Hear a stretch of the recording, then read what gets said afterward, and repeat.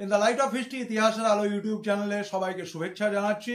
শুরু করছি আমাদের সাম্রাজ্যবাদ উপনিবেশবাদ ঊনবিংশ এবং বিংশ শতকে, তার উপরে একটি ছোট অংশ। এর আগে আমরা আলোচনা করেছিলাম লিভিং স্পেস বা লেভেনশ্রাউম। আজকে আলোচনা করব ওয়েল্ড পলিটিক এবং রিয়াল পলিটিক।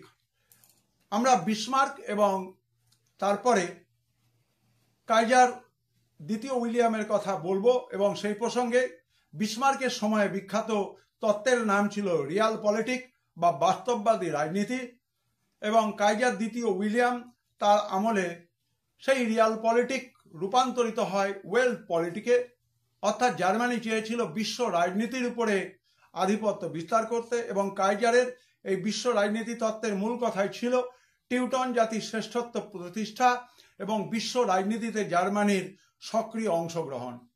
তাহলে মনে রাখতে হবে যে রিয়াল পলিটিক দ্বিতীয় বিশ্বযুদ্ধের প্রেক্ষাপটে ট্রান্সফার হয়ে যাচ্ছে এবং সেটির নাম হচ্ছে ওয়েল পলিটিক বা বিশ্ব রাজনীতিতে জার্মানির অংশগ্রহণ, এবং সেখানে টিউটন জাতির শ্রেষ্ঠত্বের কথা আমরা হিটলারের প্রসঙ্গে এর আগেই বলে দিয়েছিলাম।